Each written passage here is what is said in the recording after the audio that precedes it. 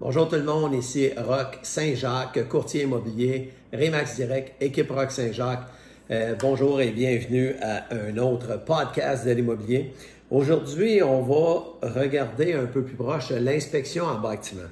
Alors, on sait que en ce moment, il y a une tendance de ne pas inclure l'inspection en bâtiment lors d'une promesse d'achat parce que les acheteurs prétendent que ça devient un avantage pour leur promesse d'achat étant donné les offres multiples. Mais il y a quand même des choses super importantes qui seraient à mentionner. Premièrement, je pense que c'est important de mentionner que j'ai parlé avec plusieurs de mes collègues courtiers immobiliers et courtières immobiliers. Puis, définitivement, on est tous d'accord que l'OACQ devrait intervenir et puis de juste rendre l'inspection en bâtiment obligatoire et puis plus nécessairement que ce soit fortement recommandé.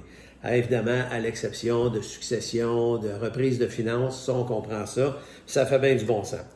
Ceci étant dit, on va s'en tenir quand même au fait qu'actuellement, c'est pas ce que l'OACQ dicte, même si avec l'état de la pandémie, on comprend que les règles pourraient changer assez rapidement. Alors, c'est sûr que ce serait une excellente chose dans la poursuite de la protection du public.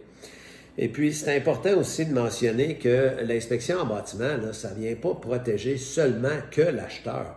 Ça protège aussi le vendeur.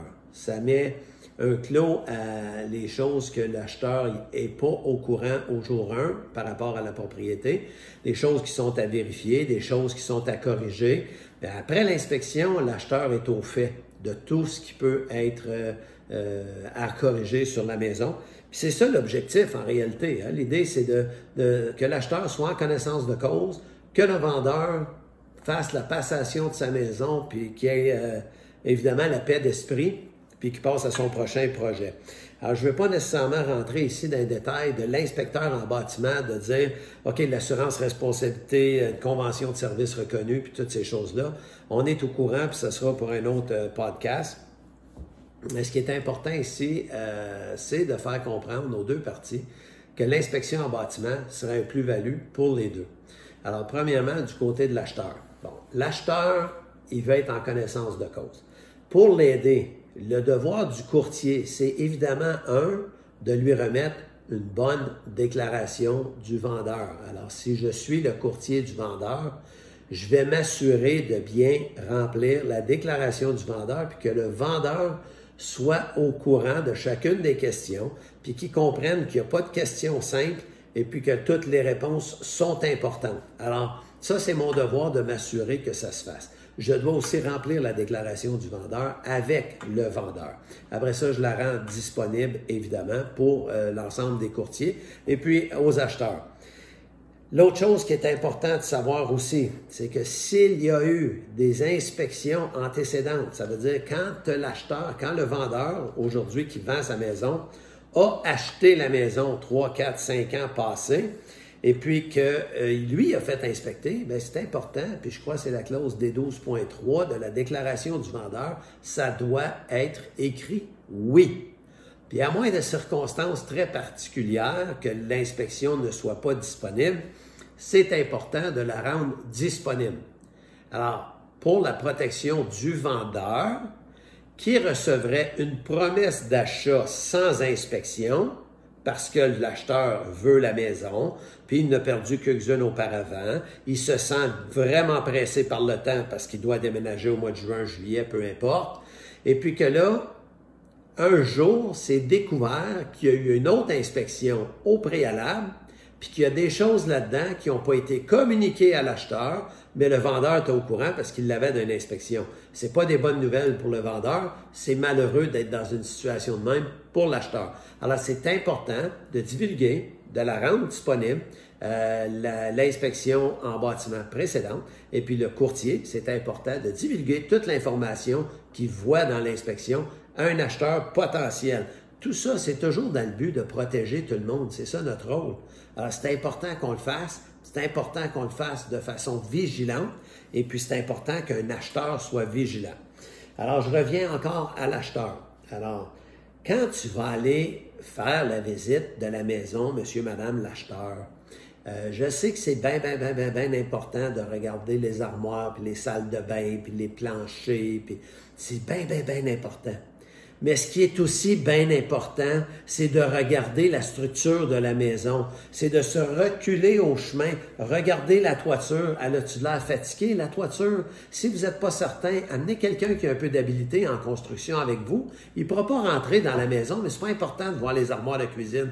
Ce qui est important vraiment, là, souvent, c'est à l'extérieur qu'on voit des choses. On voit qu'il y a comme une partie de la structure qui a travaillé. On voit que la toiture est à refaire. On fait le tour de la maison. On voit qu'il y a des pentes négatives. Donc, l'eau est attirée vers la fondation. On voit qu'il y a des fissures de fondation. C'est très rare que quand il y a une inspection qui se fait, l'inspecteur arrive. Ce qu'il fait, il ne fait pas des miracles pour découvrir qu'il y a une fissure dans la fondation. Il regarde le tour de la fondation puis il dit « Ah, il y a une fissure là. Elle a l'air légère. Ça a l'air d'une fissure de surface. » Mais vous, en tant qu'acheteur, vous devriez faire cette étape-là. Faites le tour de la maison. Vous, monsieur les courtiers, les courtières, quand vous mettez une maison en ligne puis vous prenez la déclaration du vendeur, vous devriez avoir fait aussi cet exercice-là. Parce que si la fissure de fondation est apparente, mais le vendeur ne l'a pas remarqué, mais vous l'avez remarqué, c'est important de la mettre dans la déclaration du vendeur. Encore là, pour venir protéger l'ensemble des parties, c'est ça notre rôle. Puis j'ai rarement vu un vendeur qui veut vendre pour avoir des maux de tête par la suite. Alors, ça, c'est ce qui est important sommairement pour les acheteurs. Évidemment, je vous invite toujours à poser vos questions en bas dans les commentaires. Cliquez sur le lien, partagez la vidéo et puis aimez la chaîne YouTube, l'équipe Rock Saint-Jacques, et puis évidemment, vous abonnez à la chaîne. Pour les vendeurs, alors, le vendeur, lui, il veut une offre d'achat, il veut une promesse d'achat, et puis avoir la paix d'esprit avec ça. Il veut dormir en paix, il veut partir à son prochain projet, puis pas revenir en arrière. Alors, la protection, elle est importante. Avec tout ce que je viens de mentionner, j'ai regardé des cas qui se sont retrouvés devant la cour, même en cour supérieure, et puis l'acheteur avait coché « pas d'inspection ». Pour des raisons X, il y avait une inspection au préalable, mais tout qui n'a pas été dévoilé. Et puis quand il y a eu le vice caché, bien, le juge a tranché qu'effectivement, le vendeur devait payer, même s'il avait coché l'inspection qui n'en voulait pas. Alors, c'est important pour vous aussi, monsieur, madame, le vendeur, de bien dévoiler tout ce que vous savez par rapport à votre maison à un acheteur et puis le laisser découvrir des choses. Puis s'il y a des choses qui sont inquiétantes pour l'acheteur, bien peut-être qu'il y a besoin d'une inspection plus approfondie. Peut-être que vous, monsieur le vendeur, quand vous avez fait l'inspection de votre maison, il y a des choses que vous n'étiez pas d'accord avec l'inspecteur, mais j'espère que vous êtes allé chercher une contre-expertise pour venir balancer ce que vous n'êtes pas d'accord avec. Parce que c'est important, c'est pas un jeu d'enfant, on vend une maison et puis on achète une maison, c'est un gros investissement. J'ai rarement vu une maison être obligée d'être mise à terre parce qu'on a fait l'inspection. Alors, elle vient toujours à bout d'être réparée et puis elle vient toujours à bout de résister puis de l'amener en ordre pour qu'elle prenne sa pleine valeur. L'autre point, si jamais, monsieur et madame l'acheteur, vous décidez que vous devez annuler la promesse d'achat suite à l'inspection parce que vous avez découvert quelque chose de significatif et de majeur. Ça ne veut pas dire que vous avez vu qu'il y a du caulking de craquer après les fenêtres. Vous avez vu qu'il y a une petite fissure. C'est pas majeur, c'est pas significatif, on s'entend. Ça fait pas diminuer la valeur de la maison. Ça fait pas augmenter les dépenses de façon significative. Donc, soyez raisonnable.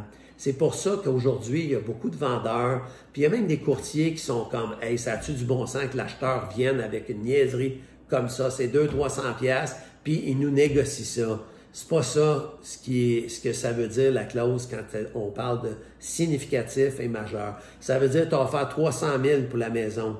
Tu découvres que le caulking est sèche. Est-ce que tu aurais à faire 280? Je pense pas. Mais tu découvres que les drains français sont bouchés. Ou tu découvres que la toiture à l'intérieur, le plywood ou l'aspenite ou le bois de la structure est pourri. Ça veut dire qu'il y a de la moisissure, il est pourri, il est plus bon. Mais on ne le savait pas lors de la promesse d'achat. Seule façon qu'on pouvait le faire, c'était avec une inspection visuelle qui nous a permis de voir ça.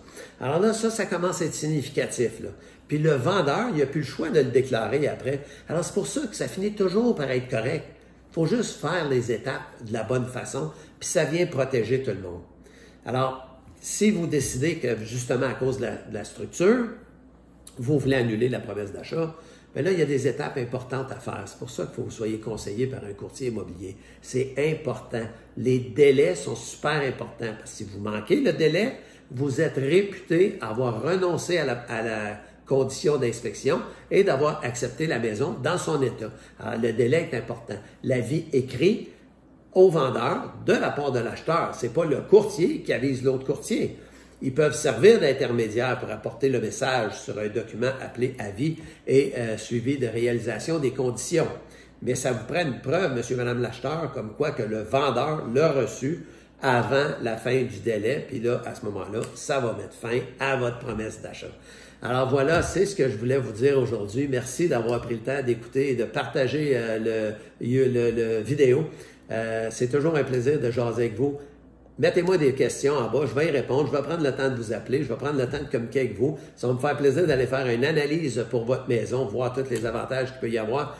J'ai mon lien en dessous et puis abonnez-vous à la chaîne Équipe Rock Saint-Jacques. Merci beaucoup. Au plaisir de vous rejaser très bientôt.